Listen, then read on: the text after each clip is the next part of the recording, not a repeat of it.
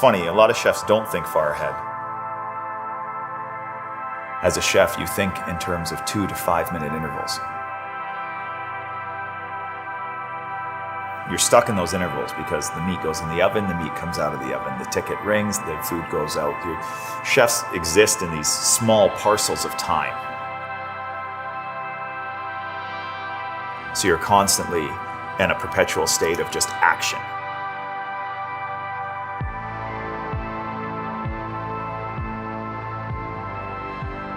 My cooking career isn't like crazy or nuts, actually. I started at a Ricky's all-day grill when I was like 13 and as a dishwasher, and then I just progressed through, sort of the Cactus Clubs and Metropolitan Grill, and after that I did some traveling and opened my first restaurant, Downtown Food, so it was a very quick succession. I didn't want to be a cook. I saw it as sort of a lowly thing. I wanted to be so much more, so I went to the front of house, or then I attempted to, get a degree in finance, and I always kept coming back to the kitchen. I was into good ingredients, and it was always, for me, it was different. I was the old school mentality, like the perfect pepper, the perfect strawberry. I knew how to pick ingredients that were beautiful and tasty, but I didn't understand why, maybe, right? I didn't understand that strawberries taste so much better maybe in the summer. It's funny how sustainability and flavor seem to go hand in hand. Something that's raised ethically or humanely will have will taste better. A strawberry is a prime example. When you have a strawberry and it's red all the way through and it has no GMOs, no anything, it just tastes better. It's a little bit smaller, it might go bad quicker, but it tastes 10 times better. It was funny, it all came through my mouth. It was all through taste. That's what really changed it for me, and that's the philosophy that I try to bring to my diners as well, is if they can taste something that's different, they might not know why it's better. And if they ask, then maybe they'll go seek that ingredient out.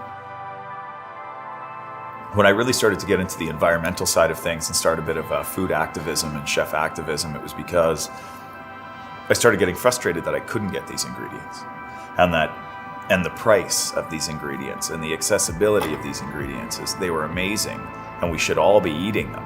I want to share that with everyone. I want to share things that are good for you. I mean, locally grown food is good for the benefit of not only our personal health, but the economical health of our local communities and the planet, ultimately.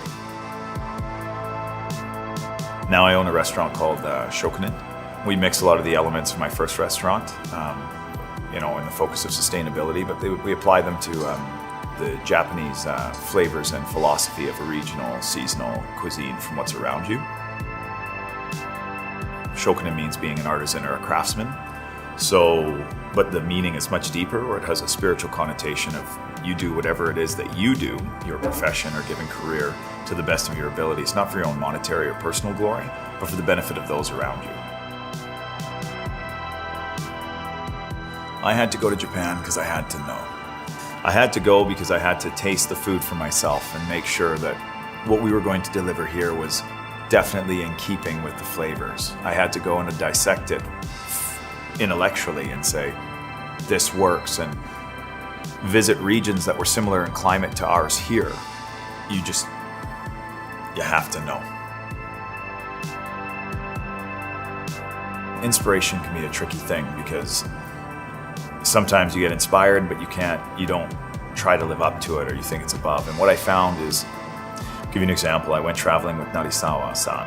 He's the number 8 in the world for the Pellegrino list. He really showed me Satoyama. Satoyama is the land and the people that exist between the ocean and the mountains.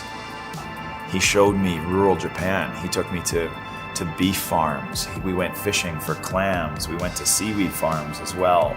And so he really shared and imparted a desire for me to explore our own Satoyama that exists here in Alberta, and that Jumono philosophy of what's around you, and to kill, your ego. The man had no ego, so I was inspired both professionally and personally, focusing on the ingredient and letting the ingredient be everything to the dish, not his own ego or his own style. That was a huge, huge influence. You do have to make a choice. You have to draw a line in the sand with sustainability, with your philosophies, and then you have to be You have to have integrity. So hopefully whatever it is that I do in the future, I'm able to do with integrity.